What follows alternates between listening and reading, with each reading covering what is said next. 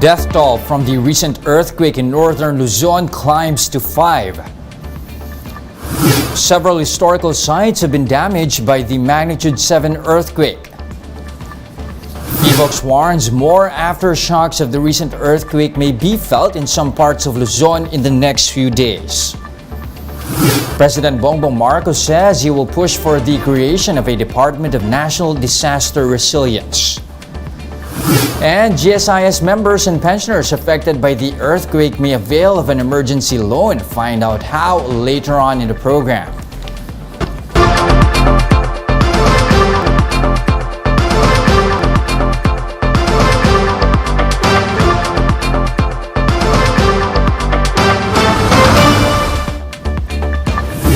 Fast, focused, and fearless, here's a roundup of stories we're watching now. I'm Jess De Los Santos. The death toll from the massive earthquake in Luzon has risen to 5. According to the NDRRMC, the Interior Department updated their fatality count, but this is still up for verification. In Abra, 86 people were injured, mostly from Bangged. Over 1,700 families have evacuated their homes following the quake. Abra PDRRMC also reports that a dozen roads are not passable as of yet. 12 landslides were recorded in the province. The magnitude 7 earthquake has left structural damage in some parts of Luzon. In La Paz, Abra, the local operations center building was destroyed, but authorities said no untoward incidents were reported. The Vigan Cathedral, which is recognized as a UNESCO World Heritage Site, was also not spared by the tremor, causing damage to its facade. Aside from that, the earthquake also destroyed parts of St. Dominic Church in Ilocos Sur, which is said to be already 300 years old. Over in Tuba Benguet, landslides occurred in Barangay Tadyangan, making some roads impassable for vehicles. Meanwhile, motorists along Tinok, Ifugao, Bugyas, Benguet Road are advised to take extra precautions after rocks and debris fell on the road. Some people were able to record the actual moment the earthquake hit, like fashion designer Francis Libiran while in Baguio Country Club. While students in Vigan, Ilocos Sur ran for cover in the middle of a holy mass, they were supposed to have a graduation but was cancelled due to the calamity. Now, PHIVOLCS cautions the public that several aftershocks are possible in the next few days after the magnitude 7 earthquake that rocked Luzon. In an interview with 1PH, PHIVOLCS officer in charge Renato Solidum said more than 60 aftershocks have been reported since the quake.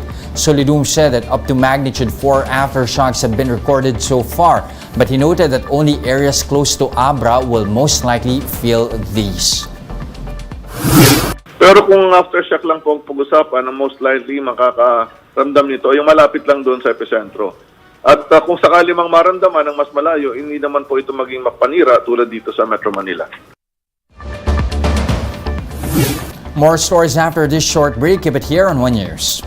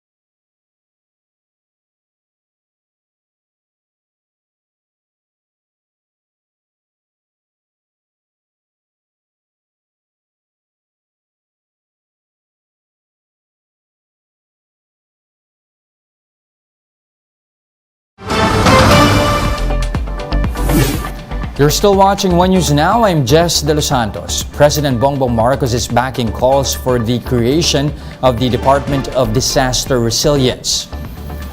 In a press briefing, Marcos Jr. said an agency needs to be established to particularly deal with natural calamities. These do not only include earthquakes and storms, but also extreme temperatures and other effects of climate change. House Speaker Martin Romualdez himself is among the sponsors of the proposed Disaster Resilience Act in the lower chamber. GSIS members and pensioners in quake-hit areas may avail of an emergency loan. Pension Fund President Wick Veloso said they have allocated over 5 billion pesos for the emergency loan program this year. Members who have existing balance may borrow up to 40,000 pesos to pay off their previous loan and renew another one. While those without existing emergency loan as well as pensioners may immediately apply for a 20,000 peso loan. For more updates, visit News 5, the Philippine Star, and Business World online. Visit our website, onenews.ph, for more in-depth analysis. You can also catch One News on the Signal Play app. Register for a free account now at www.signalplay.com and stream One News Live anytime, anywhere. Mask on, wash hands, and stay safe. Philippines, I'm Jess De Los Santos. We are One News.